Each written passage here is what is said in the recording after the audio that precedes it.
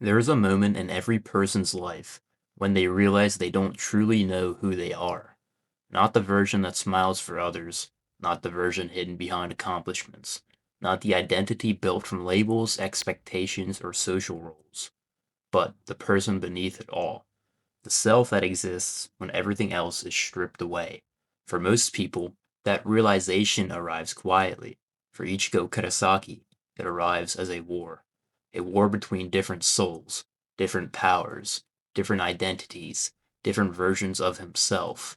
And while Bleach appears to be a story about supernatural battles, at its core, it asks a far older question. What happens when the person you are is not the person you thought you were? Human beings crave certainty. We want simple answers to complicated questions.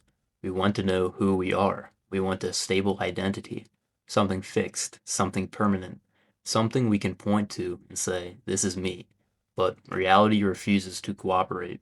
Throughout life, we change constantly. Our beliefs change, our relationships change, our ambitions change, even our memories change. Yet we continue searching for a permanent self. This tension sits at the center of Ichigo's story. At the beginning of Bleach, Ichigo believes he knows exactly who he is. He's a teenager, a brother, a son, a protector, simple, understandable, contained. But then the universe begins tearing those assumptions apart. One revelation after another dismantles his identity. He learns he is part Soul Reaper, then part Hollow, then part Quincy, then something even more complicated. Each revelation forces him to confront a terrifying possibility.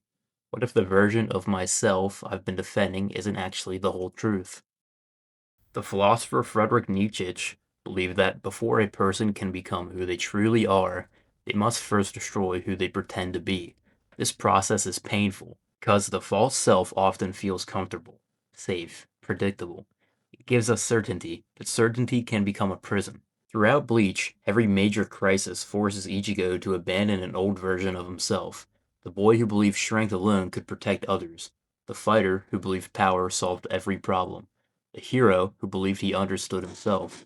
Each identity collapses again and again, and every collapse hurts, because every collapse feels like death. In a symbolic sense, it is. The death of certainty, the death of illusion, the death of the person he thought he was.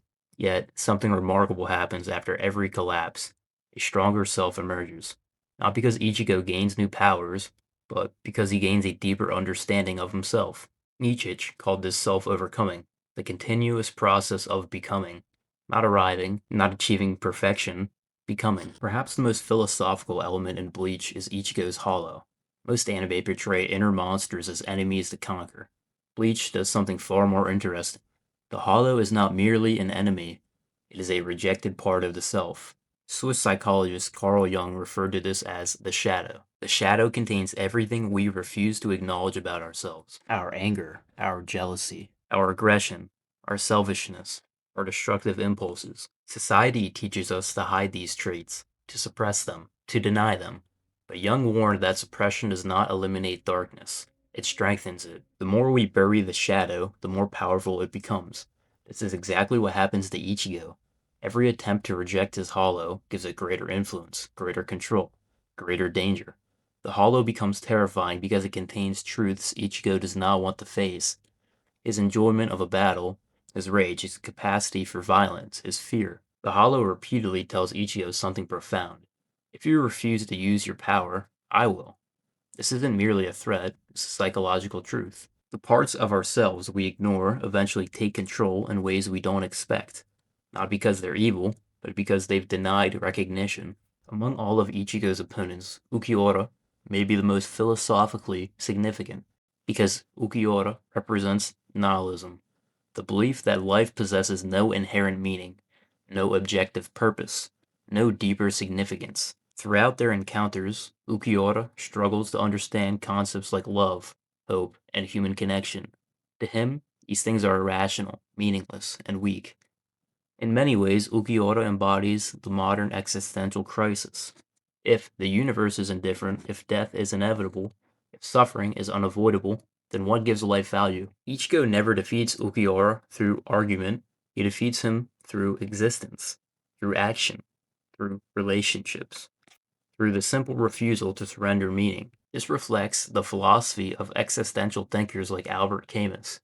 Camus argued that life may not possess objective meaning, but humans possess the ability to create meaning even in indifferent universes, especially in an indifferent universe. Many people describe Ichigo's motivation as simple. He wants to protect people, but the deeper question is why? Why does the protection come as a defining purpose? The answer lies in trauma. Ichigo witnessed his mother's death, and like many people who experience loss, he internalized responsibility. Part of him believes he failed. Part of him believes he should have been stronger, should have done more, should have prevented it. This guilt becomes the engine of his life. Everything he does traces back to that wound. Every battle, every sacrifice, every act of courage. Protection becomes more than a goal. It becomes meaning itself. In philosophy, it resembles Viktor Frankl's concept of purpose. Frankl survived Nazi concentration camps and observed that human beings can endure extraordinary suffering when they possess meaning. Not happiness, but meaning. Ichigo survives these impossible circumstances because he always has a reason to continue. Someone to protect, someone to save, someone to fight for. The most famous line in Bleach may also be its most important. The blade is me. At first, it sounds like a statement about power, but it is actually a statement about identity. For years, Ichigo viewed his powers as separate entities. The Hollow, the Quincy, Sangetsu, different voices, different beings, different influences. But eventually he discovers something transformative. They were never separate. They were him. This is the climax of his philosophical journey. Not gaining power, understanding power. Not discovering strength, discovering selfhood. The phrase, the blade is me, represents complete integration. No more denial, no more fragmentation, no more internal war. For the first time, Ichigo accepts every piece of himself.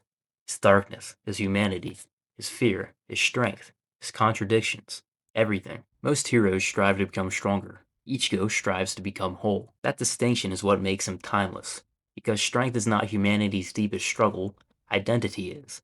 Every person experiences fragmentation, different versions of themselves, different masks, different expectations.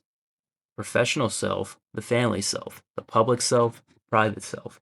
And beneath all of them lies the same question that haunted Ichigo. Who am I when the mask disappears? Bleach's answer is surprisingly beautiful. You are not one thing. You never were. You are a collection of contradictions, a union of light and darkness, strength and vulnerability, fear and courage. And maturity does not come from eliminating those contradictions. It comes from accepting them. In the end, Ichigo Kurosaki teaches us something most stories never do. The goal of life is not perfection, it is integration. Not becoming flawless, but becoming whole. Because the parts of ourselves we fear, the parts we reject, the parts we spend years trying to escape, may be the very piece required to complete us. And perhaps that is why his final revelation resonates so deeply. Not because it makes him stronger, but because it makes him honest. After years of fighting everyone else, Ichigo finally stops fighting himself. And in that moment, he discovers the truth that many people spend a lifetime searching for the blade. And in that moment, he discovers the truth that many people spend a lifetime searching for. The blade was never separate from him. It was him all along. And in that moment, he discovers the truth that many people spend a lifetime searching for. The blade was never separate from him. If you enjoyed this video, don't forget to hit that like button and subscribe, and leave a comment down below on what you think I could do better with this video.